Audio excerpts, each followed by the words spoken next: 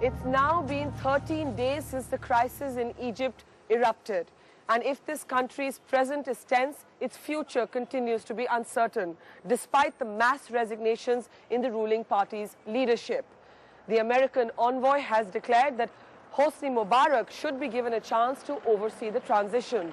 Many people are believing that despite the protesters still flooding into Tahrir Square, the protesters who've been campaigning for a change here may be losing steam.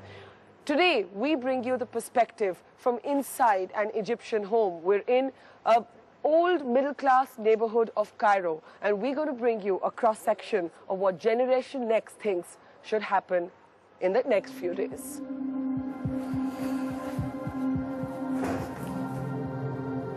Hello, good to see you. Hello. Good to see you again. But like all the leaders, the main leaders of the well, as you can see, we're all around a television set. Everybody's waiting to see what happens next in Egypt, and the situation's really unclear. And here we have some people who've actually spent all of last night at Tahrir Square. You were there all of last night. Many people believe that the protesters are now losing steam because nothing's really changing. Are you losing confidence that things will change immediately? No. We are increasing. Protesters are increasing. A great amount will come today. Yesterday we were talking about the change in the government. Every day we save our belief about our rights. So you still believe? Yeah, still. But, you know, we were chatting yesterday at a coffee store, and you said that although you want to see the change and you're anti-Mubarak, anti-Hosni Mubarak, you feel that the protests are no point anymore. I mean, these are your friends, so you obviously don't all have the same identical views, which happens to us in India too. Yeah, that's true, because as I told you yesterday, after the second speech of the president, I believe that it's time now for negotiations and talks. And you know, it's what we call it diplomacy.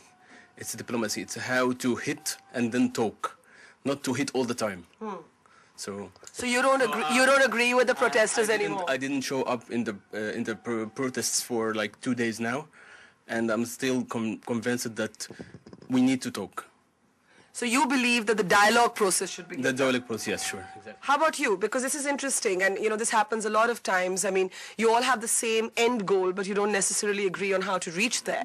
Yeah. And you've got a friend who spent the night at Tahrir, and you've got somebody who says, now stop, give dialogue a chance. How about you? I actually spent the last 2 nights in Tahrir as well. I do believe we do need to give dialogue a chance, absolutely. At the same time, the person that we can dialogue with from the January 25 people, who they've agreed as their spokesman, has disappeared since January 28th, Wa'il Ghunim. And we don't know where he is. Nobody's saying where he is. They're saying, yes, we're talking to the youth. Who are they talking to? Every youth that they want to talk to, they arrest and they detain. And I have another friend who was arrested, came on CNN 2 nights ago to express that he was arrested, beaten up, his car was smashed, his phone was taken. So every single one of those real youth, because they have brought on national TV people that are not really representing January 25, and they claim to be.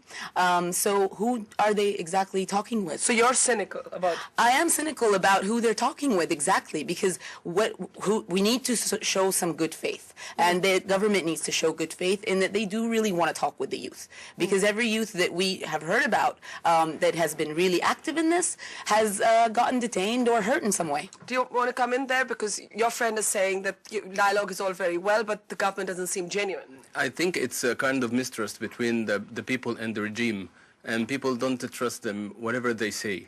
So I think this is the main point they're talking about. They are afraid to get prosecuted or arrested. So that's why I think that I don't know how to just break the ice between the regime and the people.